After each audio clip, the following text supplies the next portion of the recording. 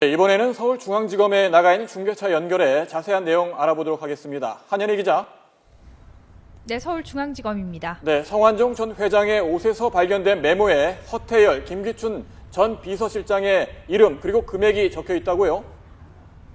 네, 그렇습니다. 검찰은 성완종 전 경남기업 회장의 바지 주머니에서 발견된 메모지에 허태열, 김기춘 전 비서실장의 이름이 적혀 있었다고 밝혔습니다. 그리고 검찰은 이 두 사람의 이 둘 가운데 한 사람의 이름 옆에는 구체적인 날짜가 적혀 있고 또 성 전 회장이 언론 인터뷰를 통해서 전달했다고 밝힌 내용과 같은 금액이 이름 옆에 적혀 있었다고 밝혔습니다. 검찰은 해당 메모지에는 이름과 금액, 날짜 등만 적혀 있어서 구체적으로 누가 어떤 의미에서 작성한 것인지는 아직 정확히 확인되지 않았다고 설명했는데요.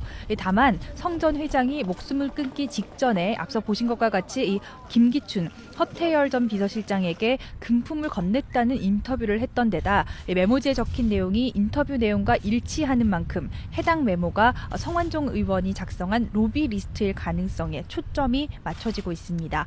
현재 해당 메모지에는 이른바 친박 핵심 인사들의 이름 또는 직책과 금액이 적혀 있는 것으로 알려지고 있는데요. 이름 대신 직책만 표기된 경우도 있고 액수 없이 이름만 적힌 경우도 있는 것으로 전해졌습니다. 이와 관련해 검찰은 현재 알려지고 있는 리스트 명단이 맞는지 여부에 대해서는 필적 감정이 먼저라면서 조심스러운 입장을 보이고 있는 상황입니다. 한 언론사가 금품 메모에 나온 리스트라면서 공개한 내용을 구체적으로 살펴보면 유정복 3억, 홍문종 2억, 홍준표 1억, 부산시장 2억, 허태열 7억, 김기춘 10만 달러, 그리고 그 옆에 2006년 9월 26일이라는 날짜가 적혀 있고 이병기 비서실장과 이완구 총리는 이름만 적혀 있는 것으로 알려졌습니다. 네. 아침에 언론 보도에 이어서 이렇게 메모지까지 발견되면서 지금 파장이 만만치 않을 것으로 예상이 되는데요. 검찰의 움직임은 어떻게 예상해 볼 수 있을까요? 네, 검찰은 일단 발견된 메모지를 성완종 전 회장이 직접 작성한 것인지를 확인하기 위해서 필적 감정에 들어갔습니다. 이 필적 감정을 통해서 이 메모지가 언제 작성된 것인지 등도 추정해 볼 수 있을 것으로 예상됩니다. 이와 함께 검찰은 장례 절차가 끝나는 대로 유족과 경남기업 측에 관련 자료를 요청할 계획인데요. 성 전 회장과의 마지막 인터뷰 내용을 보도한 경향신문 측에도 전체 녹음 파일을 제공해달라고 요청할 방침입니다. 검찰은 또 성 전 회장 곁에서 휴대전화 2개가 발견된 만큼 통화 목록 등을 확인해서 수사에 참고가 될 정보가 있는지를 파악할 것으로 보입니다.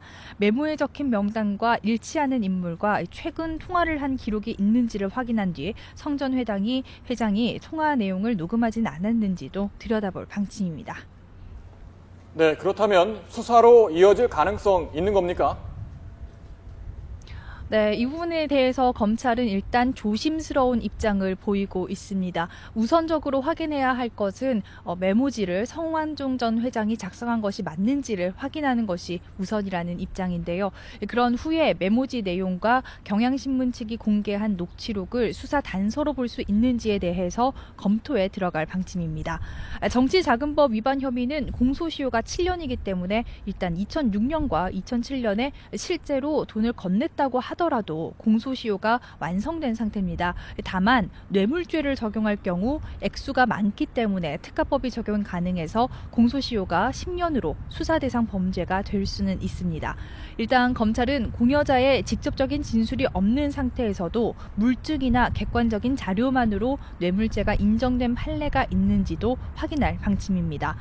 검찰 수사를 받던 성 전 회장이 갑자기 스스로 목숨을 끊은 데 이어 현 정부 관련 인사들의 금품 수수 의혹까지 제기되면서 이번 사건의 파장이 만만치 않을 전망입니다. 지금까지 서울중앙지검에서 YTN 한현입니다.